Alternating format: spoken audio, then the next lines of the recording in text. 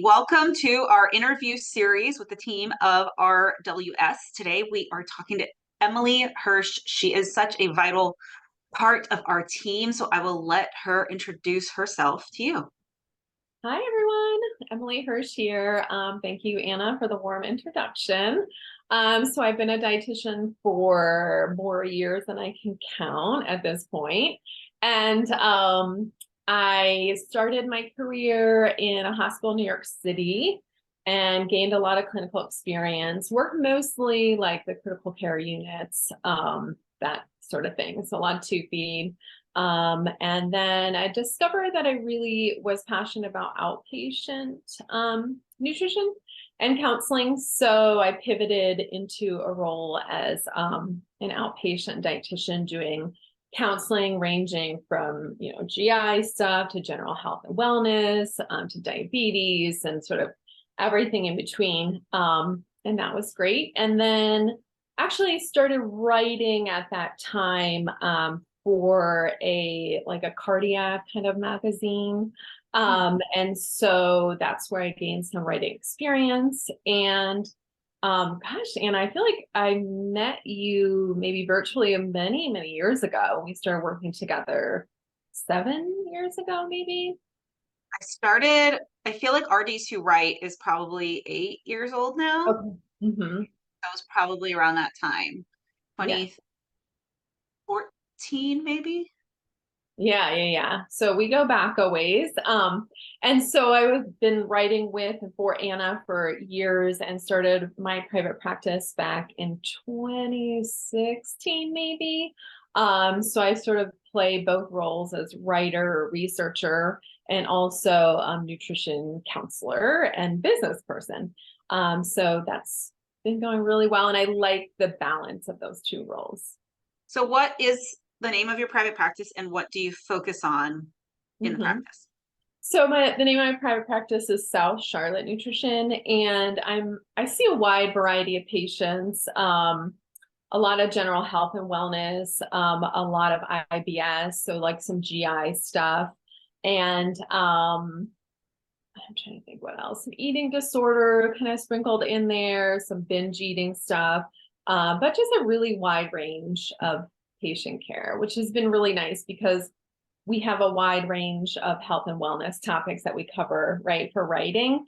So I like to kind of like comb through that research, and I'm able to bring it back to my patients. Mhm. So I know you have an interest in GI and women's health and that kind of stuff. So how do you find that there are opportunities like for writing with that? Like, is that a specialty that you think clients want?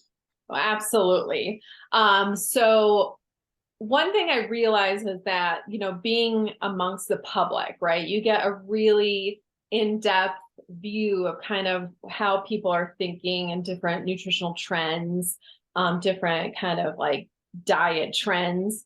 And so what I realized is that people have stomach issues. It's like almost across the board. Have you noticed that, Anna? Like people have just like, I think it's popular, it's hot for sure. And with the supplement market that we work in, and it's always a request.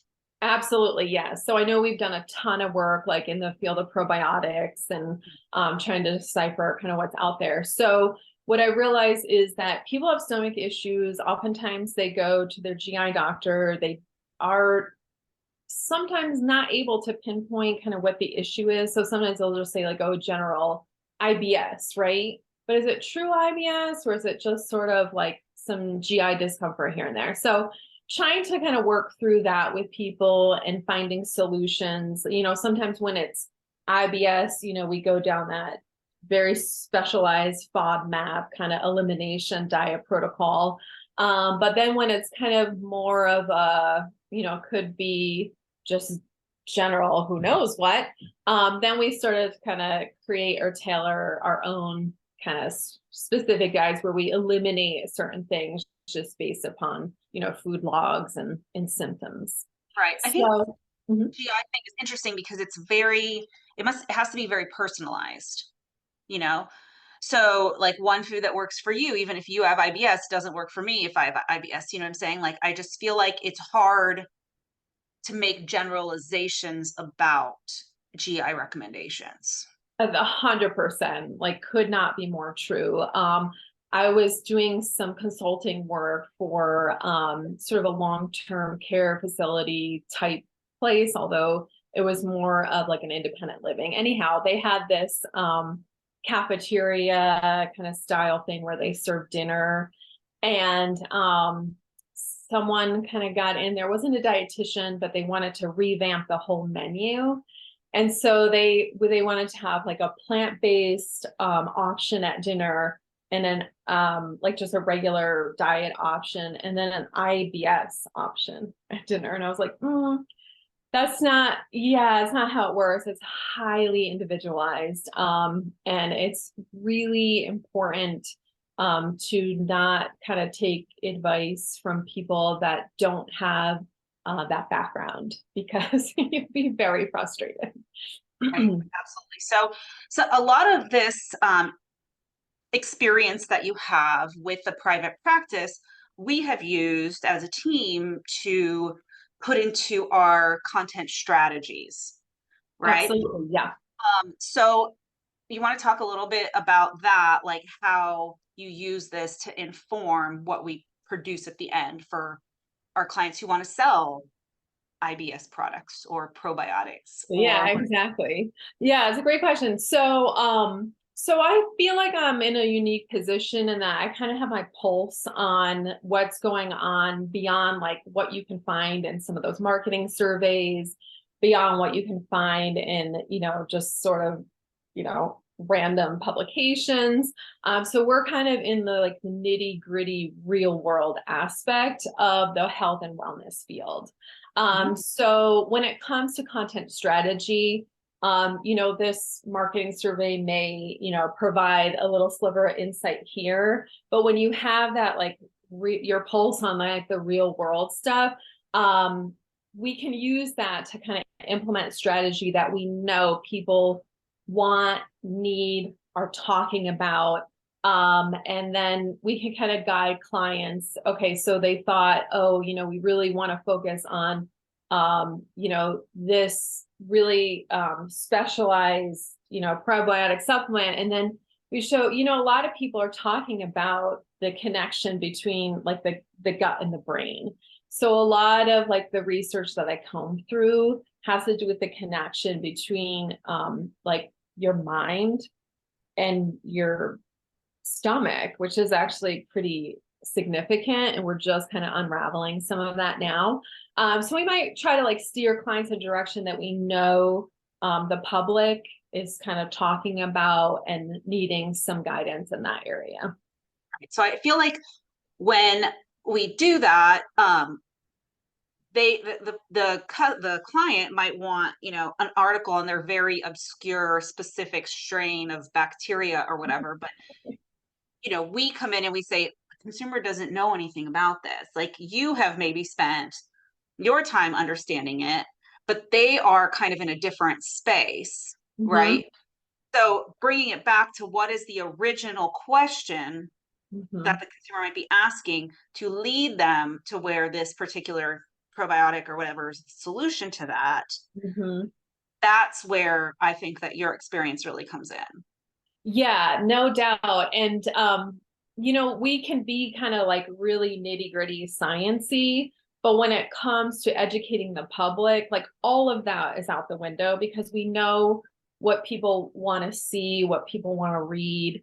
The amount of science that people are willing to tolerate. So it's broad, but we have a really firm understanding of that. And so what I like to do is like comb through the research, see what's kind of legitimate, and then translate that so it's sort of appetizing to the layperson. And that's where I think all of our team really shines in that area. Absolutely. So, mhm. And then I do the keyword research to see if anyone is actually searching for any of them. Yeah, well, hopefully that comes first, right? Well, it's So a collaborative effort. So, yes. you give me the ideas and then I try to find something that people are actually searching for. And then sometimes we have to go back to the drawing board. Right. Because yeah. Well, what we think people should be searching for isn't always, the reality. Right, right. Yeah. So figuring, kind of bridging that gap between those two things, I think is also something we can definitely help with. Yes, yeah. And also having, people get health, wellness, nutrition advice from so many different areas, right? So it's like my great aunt is doing this, and it's, her stomach could be better, or, my father-in-law is, doing this and he's thriving. So it really, I think that where our team also shines in creating a space where we're sort of the gentle authorities, right? Like we can't tell people what to do. We can provide suggestions as to, okay, well, this is what the research says. So even though that may work for someone in your family, you might want to consider a lot of different avenues to get to where you want to go rather than just advice from randoms. Right. Absolutely. Advice from randoms. The Yeah. the bane of dietitian existence. It's fighting advice from randoms. Right. We're accustomed to it. We're accustomed Awesome. to it. Awesome. Anyway, well, this is wonderful. I love that we have all these people with different specialties, and the GI thing is think is important. And that practical experience I think is invaluable. So Yeah. I'm grateful for that. Great. Well, thank you, Anna. Problem. Thank you so much for being here. We'll talk soon. Okay, sounds good.